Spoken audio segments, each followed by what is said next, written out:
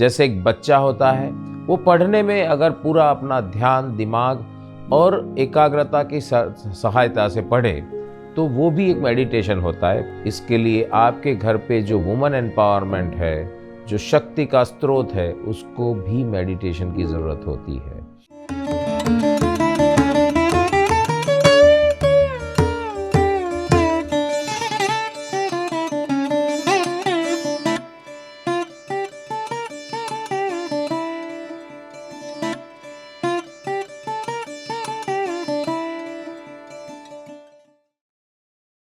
मैं आर्किटेक्ट जिग्नेश पटेल, सिम्बालियन cycling community का फाउंडर, बाय प्रोफेशन एक आर्किटेक्ट और बिल्डर हूँ। अहमदाबाद में रहता हूँ। मेडिटेशन मतलब ध्यान एक मानव जिंदगी के लिए बहुत महत्वपूर्ण साधन है। आज हम लोग जानते हैं कि इतनी दौड़ा दौड़ी वाली ज़िंदगी है। हर रोज़ हमें अपनी ब्रेड बटर के लिए भी दौड़ना है, हर रोज़ हमें अपनी साधन सुविधा के लिए भी दौड़ना है, हर रोज़ हमें अपनी फैमिली की भी दौड़ना है। इसके बीच में दौरान पूरे दिन इतनी सारी घटना घटती है कि हमारा मन जो होता है वो व्यग्र हो जाता है। नॉर्मली तो मेरा बिलीफ ये है कि जब आप कोई भी काम करो, अगर पूरे उत्साह से करो, पूरे दिल दिमाग से करो, पूरे चाव से करो, तो एक्स्ट्रा मेडिटेशन की ज़रूरत नहीं होती है।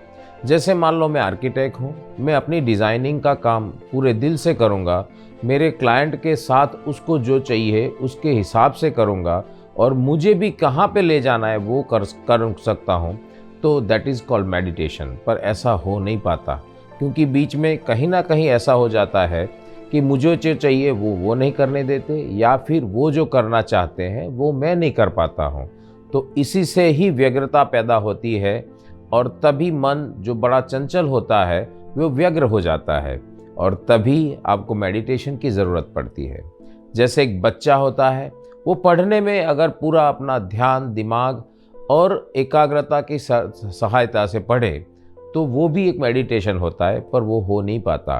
कभी कभी इतनी कंपटीशन होती है कि हमें अगर क्लास में 5वां नंबर आ गया तो मुझे पहले नंबर पे जाना है, और तब मुझे जो कंपटीशन होती है अगर वो हेल्दी हो जाती है तो मुझे व्यग्रता पैदा नहीं होती है। पर आमतौर पर 90% ये नहीं हो पाता और तभी से ही व्यग्रता पैदा होती है।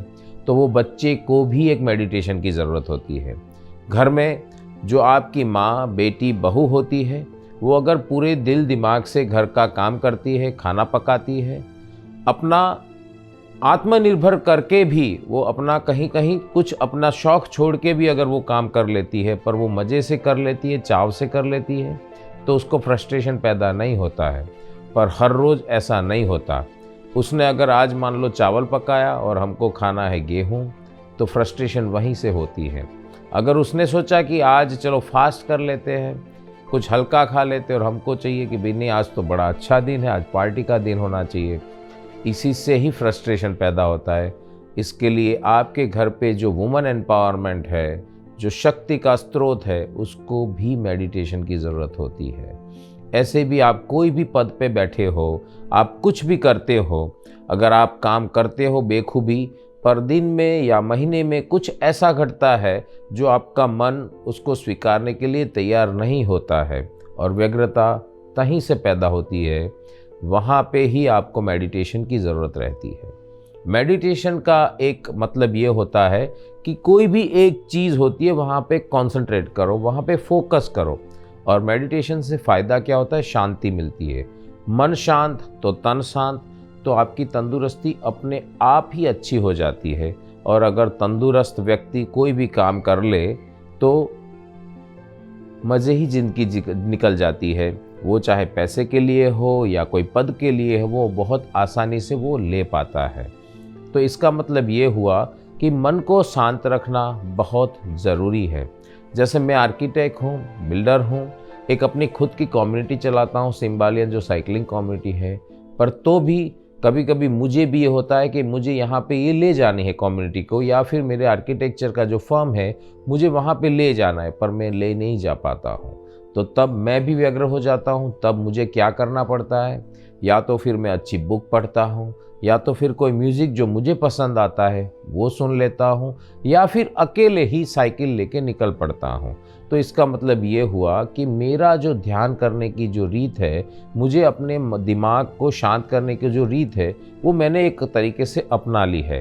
पर ब्रॉड वे यही होता है कि आप कोई एक जगह बैठ जाओ, आप हर एक चीज़ को भूल जाओ और कोई एक जो फोकस कर सकते हो उसके पीछे आप लग जाओ। इसीलिए ही शायद अपने धर्म में मंदिरों की स्थापना हुई थी। कहीं आप पूरी व्यग्रता छोड़ के आप वहाँ पे जाओ, एक नमन करो और आप और भगवान एक हो जाओ।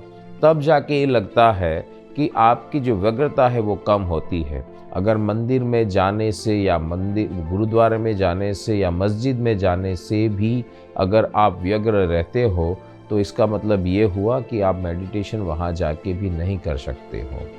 आप और भगवान के बीच की जो दूरी है वो जब भी कट जाएगी, इसका मतलब हुआ कि आप और भगवान एकाकार हो जाएंगे, तब ये जाके मेडिटेशन हो पाएगा। तो अगर ये चीज़ आप घर में भी कर सकते हो, तो आप घर पे जो आपका मंदिर है, आपका गुरुद्वारा है, मस्जिद है या चर्च है, वो आपके घर में भी हो सकता है। सबसे बड़ा फ़ायदा आप मेडिटेशन करते हो उसका आपको दिमाग से फ़ायदा, उसके बाद शरीर को फ़ायदा होता है। कोविड-19 में सबने देख लिया कि अगर ये आपका शरीर साथ देता है तो आपको कोई भी चीज़ की बीमारी के सामने लड़ने की पावर ऐसे ही मिल जाती है। काफ़ी लोगों का ये दौरान बिजनेस भी थोड़ा ठंडा हुआ, काफ़ी लोगों का और कुछ भी डिस्टर्ब हुआ, पर जिसने भी अपनी साधना से, मेडिटेशन से अगर ये चीज़ स्थिर कर ली तो वो व्यग्रता से बाहर निकल चुका और उसका शरीर जो है वो इतनी बड़ी महामारी के सामने भी लड़ने के लिए काबिल हुआ। तो इसका मतलब ये हुआ कि हर एक मनुष्य को मेडिटेशन करना ही चाहिए। उसका वेज आप नक्की कर सकते हैं, मैं नहीं नक्की कर सकता, क्योंकि मुझे मेडिटेशन कहीं और से मिलता है, आपको मेडिटेशन कहीं और से मिल सकता है। इसीलिए हमने देखा है जब हिमालय में जाते हैं तो कोई साधु आत्मा होता है, वो नदी में 2 बार डुबकी लगाने से भी वो मेडिटेट कर लेता है अपने आप को। कोई साधु महात्मा अपन देखते हैं कि हिमालय में 1000 साल से वो तप कर रहे हैं, तो वो भी मेडिटेशन है।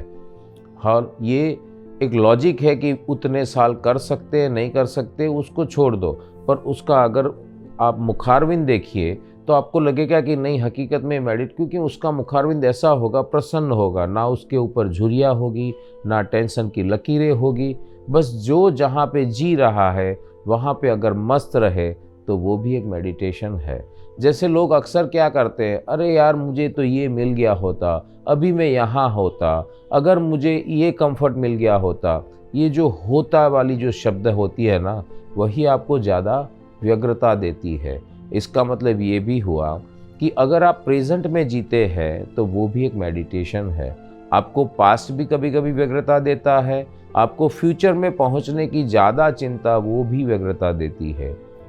तो अल्टीमेट ये हुआ कि आप अपनी काबिलियत को पहचानें, आप कहाँ तक पहुँच सकते हैं उसको भी पहचानिए, उसको एक गोल बनाइए और उसके बाद वहाँ तक पहुँचने का ट्राई कीजिए। पर उसके दौरान अगर आपको वो नहीं पहुँच पाए, आपको फ्रस्ट्रेशन लेवल ज़्यादा बढ़ जाता है, तो तब भी आपको ये सोचना पड़ेगा कि अब मुझे मेडिटेशन की ज़रूरत है।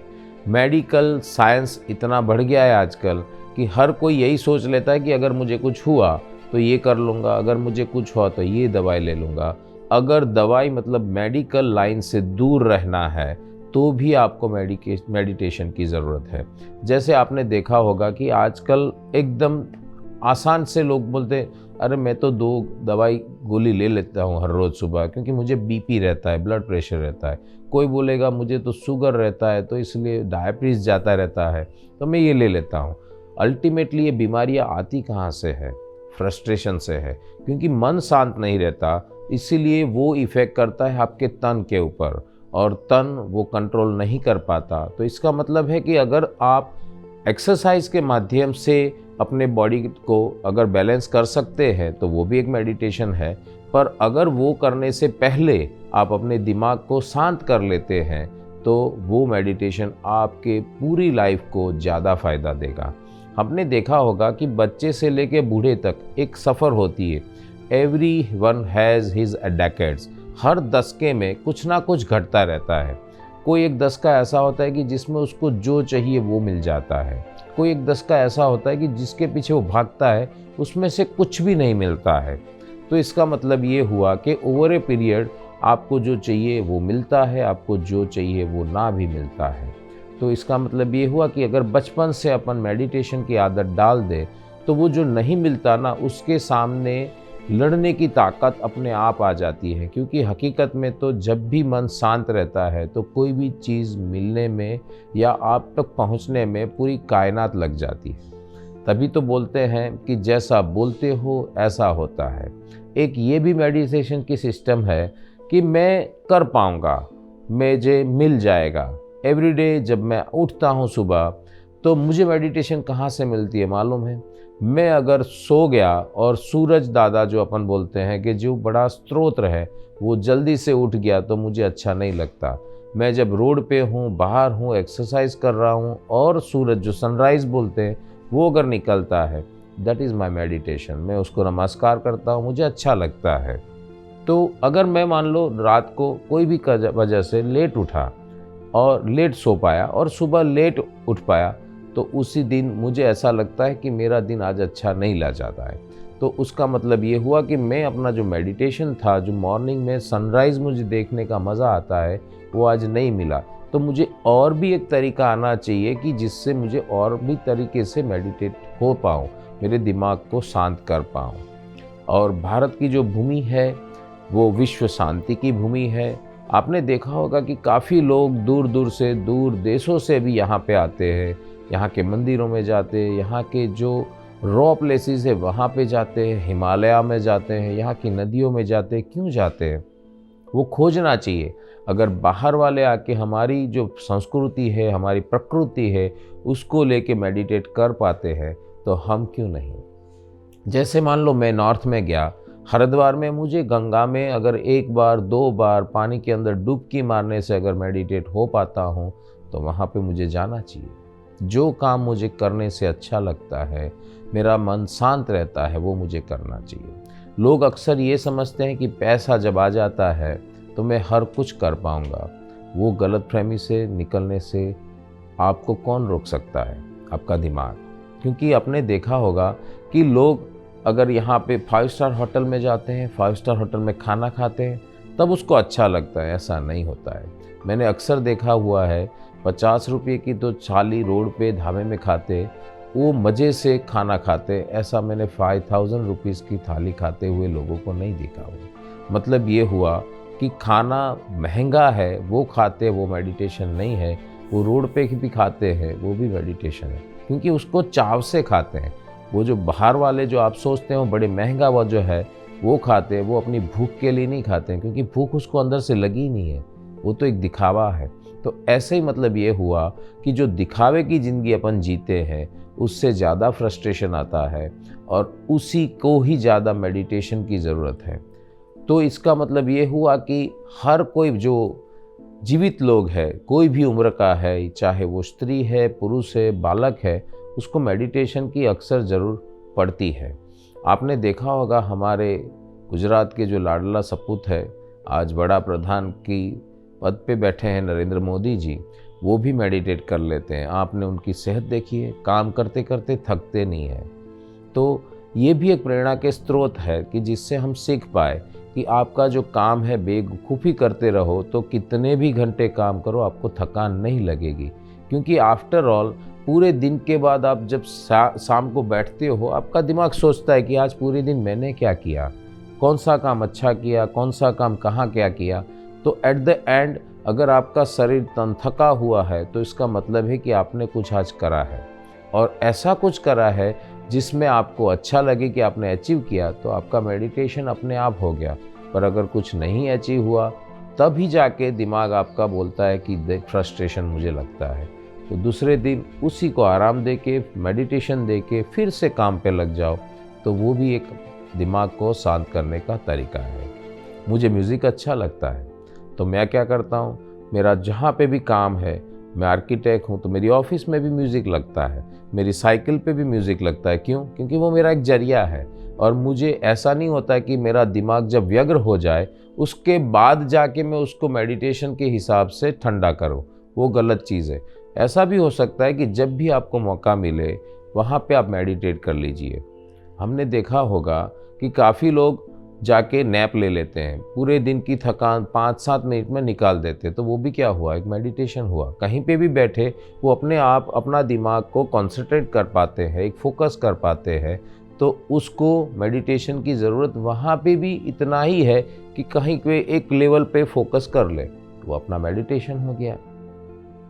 तो आप अपनी जगह मेडिटेशन आपको किससे मिलती है, आपका दिमाग किससे शांत रहता है, वो ढूंढ लीजिए, उसके तरीके भी आप ढूंढ लीजिए। पर ओवरऑल आपको मेडिटेशन करने के लिए एक छोटा कमरा कि जहां आपकी बाहर की कोई भी टेंशन आपको छोड़ के जाना है, आप कहीं पे भी अपना एक दिमाग कॉन्सेंट्रेट कीजिए और उसके बाद मेडिटेट हो जाइए। मन प्रफुल्लित तो तन प्रफुल्लित तो पूरा संसार प्रफुल्लित। इसी को ही शायद मेडिटेशन कहते होंगे। धन्यवाद, आपने मुझे सुना।